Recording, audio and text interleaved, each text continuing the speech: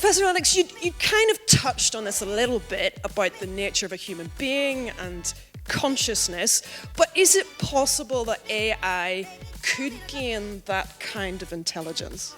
Well, I doubt it very seriously, because what I call the serious-minded people in this admit that since we do not know as scientists what consciousness is, there's very little likelihood of reproducing it. It is the great barrier. And in humans, I believe God has created coupled intelligence with consciousness. But AI systems are not conscious. They don't think. It's just, in one sense, computing and picking patterns out very, very rapidly. And it's done so well that it gives us the impression it is conscious, entering into dialogue with us like a chatbot and so on. But it is not conscious.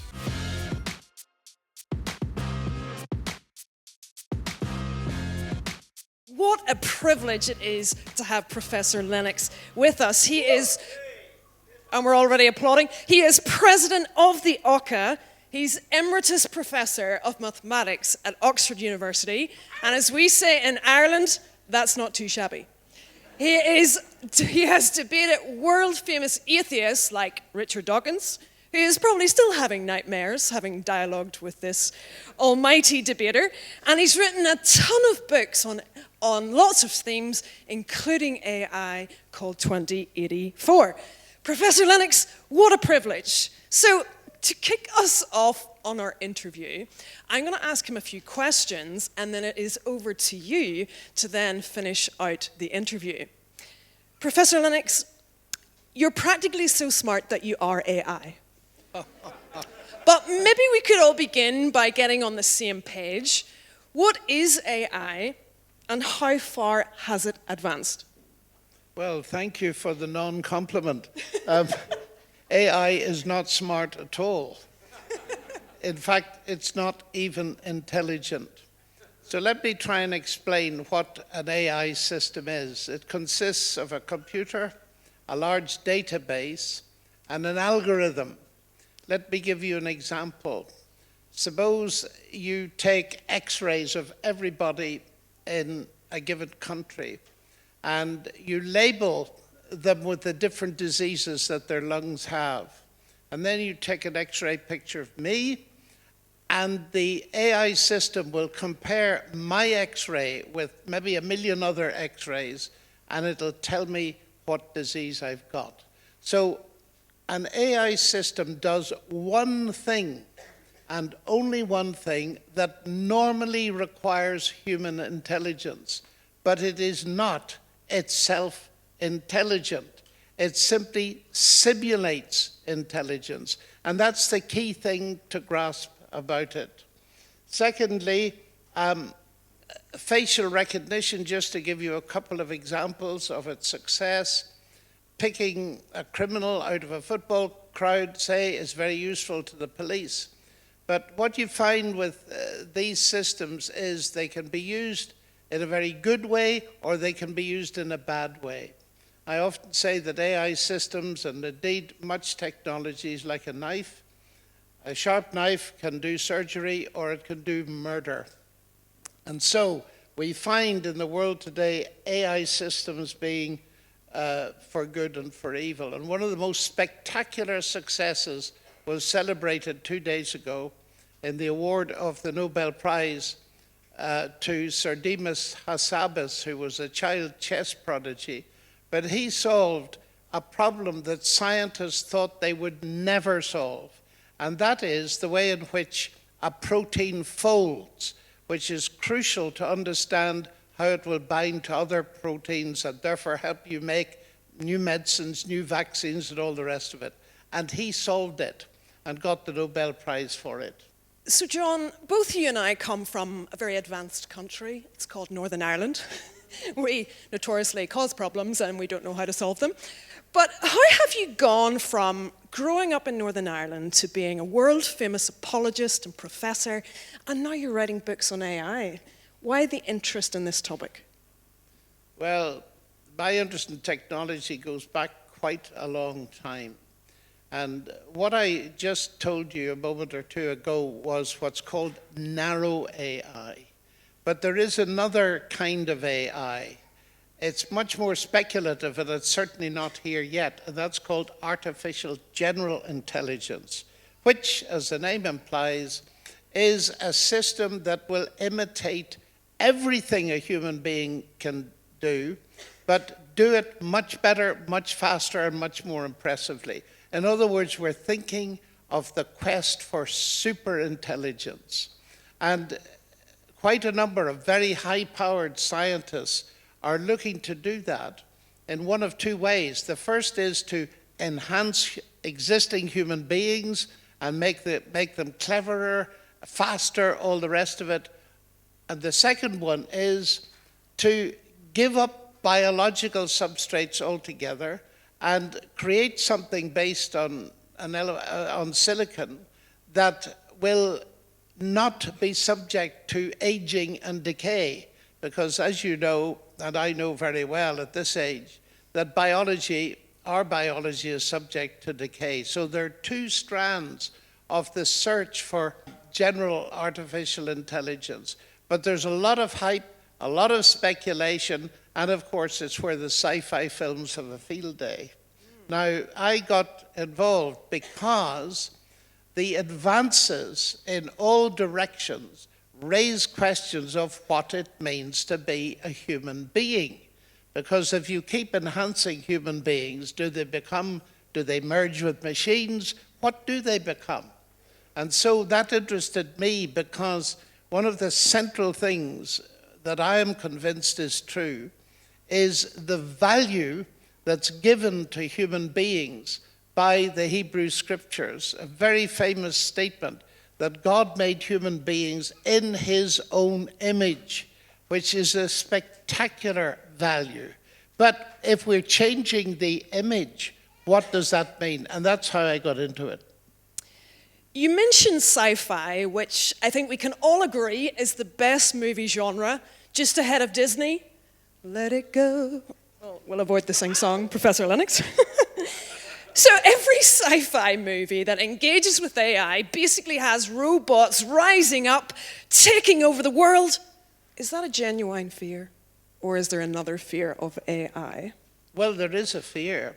There was a second Nobel Prize awarded last week, and that was to Professor Geoffrey Hinton, who many years ago managed to capture enough of the functioning of neurons in the human brain to create what's called a neural network, which lies at the heart of every AI system. And when he heard that he won the prize, he was completely surprised, he says, but he immediately started warning us of the danger of essentially robots, AI-driven robots, taking over, rebelling against us. Now, the late Stephen Hawking, who was a genius, of course, at physics at Cambridge, he said that the real problem with AI is going to be its competence. If we develop it so far that it outreaches us in the direction of competence, it will be fine so long as its values are aligned with ours. And that leads to what's called the alignment problem. What happens if we develop systems that aren't aligned with our values? And that is what many, not science fiction writers, they do it anyway, but many very competent scientists are afraid of. Now, that's thinking more in the direction of general AI, but narrow AI is already a threat, and we need to realize that. First of all, it's a threat if it gets into the hands of dictators and what are called bad actors. For example, in Xinjiang in China, a whole nation of Uyghurs is being suppressed by very advanced AI surveillance, invading people's privacy. And that is being spread around the world, actually. So that is one thing people are really scared of. Secondly, that AI systems will replace many jobs. So there's a great fear around about job losses. But another thing is the existence of deep fake technology, which is spreading around the world through ChatGPT and narrow AI systems. And this is a year where there are many elections, and people are genuinely worried that AIs will mess up democracies around the world. And one of the most frightening things to my mind that AI systems do is, very inexpensively, you can turn an image of a girl or a woman into deepfake pornography and spread it all around. And that is coming like a tsunami, apparently, in many of our schools and elsewhere. So that is, I think, a real threat. So there are many real threats long before we get to the sci-fi type stuff. It is really difficult for us to know what to believe. I mean, Professor Lennox, if I take a selfie of us, you know, this is pretty cool that I'm getting to interview today. How much are we supposed to believe of the information that social media presents to us? Well, that is one of the biggest problems in our society today, particularly among young people, is the spread of disinformation and the attempt to suck young people in to giving their money away, to get deeper and deeper into the dark areas that exist everywhere. And I've just mentioned one of them, the pornography one, which is a vast business in the world. And we've got to be very alert. And one of the ways that people are more and more saying we need to do if we're young and in school is not to have smartphones until the age of 18 within school. Because our addiction, and it is an addiction, to them is rewiring our brains, and in the case of younger children, it's robbing them of their youth. Because instead of playing outside, as I used to do, we're sitting in a room tapping at a screen and not really even talking to one another. So we're losing the sense of community. And I really fear that. And it has turned us into what the writer Jonathan Haidt says, an anxious generation. And an interesting experiment was done just recently. And that was a number of parents in a school were so alarmed at the addiction of their children to smartphones that they decided to band together, take the children away for a week, outdoors, camping, wild swimming, all this kind of thing, without their smartphones for a week. And when they came back, the kids were absolutely transformed because they discovered again what it's like to live a normal life.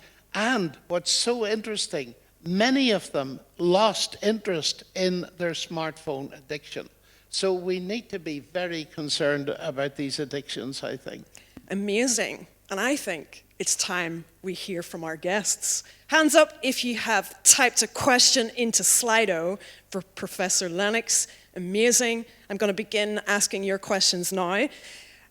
Professor Lennox, you kind of touched on this a little bit about the nature of a human being and consciousness, but is it possible that AI could gain that kind of intelligence? Well, I doubt it very seriously, because what I call the serious-minded people in this admit that since we do not know as scientists what consciousness is, there's very little likelihood of reproducing it. It is the great barrier. And in humans, I believe God has created coupled intelligence with consciousness. But AI systems are not conscious. They don't think. It's just, in one sense, computing and picking patterns out very, very rapidly. And it's done so well that it gives us the impression it is conscious, entering into dialogue with us like a chatbot and so on. But it is not conscious. And some of the world authorities on it says we're not even trying to make a machine that is conscious, because we wouldn't know how to do that, because we don't understand what consciousness is. The problem is with language, Sarah, when we hear the words artificial intelligence or machine learning, we think that that is exactly the same as what we as humans do. It is not. But technology is pretty cool. It's very cool. Yeah. So to what extent can we place our hope that it can upgrade, Sarah 2.0, Professor Lennox 2.0? To what extent can we place hope that it could help humanity in the future? Well, I think we really do need John Lennox and Sarah 2.0 as soon as possible, in fact. Well, let's put the pluses and the minuses. Upgrading humanity is something that, in a sense, we all know about. Let me just upgrade my humanity now so you can see what I'm doing. Putting on my glasses so that I can read. Without them, I cannot read. So that is an upgrade. Now, there are many very impressive upgrades that have been designed using artificial intelligence. And they often come in the area of prosthetics, that is artificial limbs, giving people the capacity to walk who didn't walk before, or the capacity to talk, or the capacity to see. These are marvelous things. And another kind of sideways glance at this is the upgrades of humans by being able to cure them of diseases using vaccines and medicines that artificial intelligence has designed. All of these things are very positive. But where I begin to get concerned is where the upgrade suggested is redefining what it is to be a human being. In other words, if a group of scientists were to meddle with what's called the germline that's transmitted from generation to generation, if they meddle with it and change it, as C.S. Lewis pointed out in 1943, he saw this, what they will produce will be something less than human. It will be an artifact that human beings have themselves designed. And he warned that that would actually lead to a devaluing of human beings, as some very top intellectuals today are warning of. So we need to, I think, be very clear that some of the programs that look as if they're going to turn us into transhumans actually are, I'm very skeptical of them. Let me give an example of one of the main ones. It's very famous because it is the substance of a book called Homo Deus by Yuval Noah Harari. And his book is called The Man Who is God. And the idea is that we're reaching to become gods through artificial intelligence. How will we do it? He says two ways. One, we shall solve the problem of physical death within this century. That's one of the big goals. That humans will no longer need to die, but they can die if they want to, but they won't need to. Secondly, we shall enhance human happiness by drugs, by bioengineering, by reworking and merging humans in the end with technology. And when people come to me with that program, I smile and I say, you're too late. And they look at me and say, but we haven't got anywhere near there yet. I said, but you're too late. Because the solution to the problem of death was actually made 20 centuries ago when God raised Jesus Christ from the dead. And talk about upgrading. And this is one of the reasons I'm sitting here, that I'm looking forward to a spectacular upgrading. Because I believe what Jesus said when he said that anyone who trusts him receives a new life. And a day will come, I may well die, I probably will die, but when my body will be raised from the dead in the most spectacular upgrading that's ever been seen. And transhumanism and artificial intelligence cannot even enter that. Because the big difference is, you will notice in all these scenarios, they do not deal with the fact that we have a flawed human nature. But you're probably hearing a lot about that today as well. Yes, and we do have a range of questions that have come in to push a bit further just on what you've been explaining. When God takes a step back and sees this AI progress, I know this is a really difficult question to ask, but what do you think he thinks about where we have gone as humanity with AI? Well, let's think of a bit of very ancient technology that's famous. And that is the building of the city and the Tower of Babel in ancient Near East. It was the top level of engineering of the time and science. And the people then, so Genesis tells us, were building a city and a tower that would reach for heaven. So exactly like the transhumanist dream, we're reaching for the gods. And God's comment on it is, nothing shall be impossible to them. Let's go down and see this. And he scattered them and their languages abroad in the world. And it fascinates me, Sarah, that AI is about the first piece of technology that appears to be able to reverse what happened at Babel. That is the scattering of languages. Because very soon, I shall be able to talk into my smartphone, and out of the loudspeaker will come what I'm saying in Chinese or any other language. But that's beside the point. Of course, I don't know what God thinks, but I know that God is concerned with anything that replaces God in people's thinking. And that is the big danger that the scientists behind this drive, and many of them, though not all, are atheists, are driving against some of the fundamental statements of the Christian faith. And of course, that is bad news. They're telling us that we can be upgraded, improved, and become gods, and we don't need to believe in God for that. And I would like to say, well, there are many reasons why we should believe in God for that.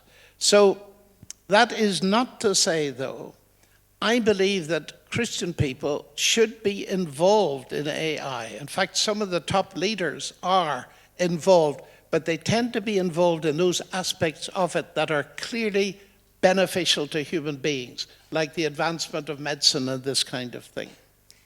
This is so good. Why would you want to do anything else on a Saturday than come here and hear about AI? But John, we also have a few questions coming in that these young people are going back to school on Monday, and you've been talking about the dangers of phones. So do you want to press a little bit more as they navigate the phone that's always with them? Well, it's not the danger of phones, it's the danger of smartphones. In other words, it's a portal into the internet that gives total connectivity. And through history, we've seen that it's the wearable technology that is beginning to change us. And it's a psychological fact that constant use of tablets, smartphones, for some people it's 5 or 6 hours a day, actually begins to rewire their brains and has very detrimental sociological effects in terms of capacity to relate to other people, because it's like a drug, it's like a fix. And that's why schools that don't have any particular Christian bias or not are thinking in terms of banning them because of that addiction. And I think it's very important for all of us, especially if we're young, to ask ourselves, how much time do we spend with these things, and how does it affect what we learn? And, you know, the answer is, in a sense, in your hands. But many young people have simply lost the art to communicate directly, and they're doing it indirectly. I've often seen young people sitting, tapping messages to each other, and they're sitting beside each other. But they've no real contact, and that is very worrying. Well, this brings us to our final question today, John, and that's maybe to finish on a positive note. We're here to explore the big questions. Could AI, some of the young people are wondering, help to investigate truth, whether God exists, whether we can trust the Bible? Do you think AI could be used positively? Well, in that sense, certainly. And I've used it in that way. You've all heard of ChatGPT-4, and it is a very impressive kind of search engine. And if you want to look things up, it is a very useful tool. Of course, still, it can produce absolute nonsense because it doesn't like to disappoint you by saying it doesn't know. So it will make up an answer to your question. So what you've got to learn to do is to use it as a tool, but you need to check what it tells you, or you can come a cropper. So certainly it is a new resource that many people are using, myself included. I'm just writing a book and I have used it to look various things up, but I'm very careful to check them because it could fool me. And it has nearly done so once or twice. And we have a final 2 minutes, just as you were so sharply coming through that question. Maybe we could finish with giving this generation some advice. Perhaps they're going to continue into their interest in apologetics. How do you advise them when they're going to have to do that with issues like AI developing? Well, I think the way to start is to start just with one thing. To find out what your friends' questions are and focus on one question and try to get an answer to it. And you might even use ChatGPT to find that answer.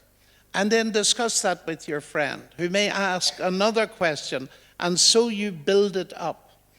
It's good, of course, to read books on apologetics, and they're very helpful, but sometimes we read a lot of stuff, but we don't remember it because it's not answering our question. And it really comes alive. And it did for me as a young person your age, when I discovered what are the real questions of my friends. And when I got stuck and couldn't answer them, that's the key point. And that's the thing that keeps many people from doing it. What do I do if I can't answer my friend's question? Tell them you can't answer their question. And say, but look, your question's interesting. I would like to spend a little time thinking about it. Why don't we meet for coffee next week and I'll discuss it? Now, you'll never lose face by doing that. In fact, you'll gain because your friend will say, gosh, she's interested in my question enough to look it up somewhere and find out about it. And that can lead to a friendship. So start small and real with the questions that your friends are asking. So you can just go to them and say, what's your biggest question? Can we have a round of applause, please, for Professor Lennox?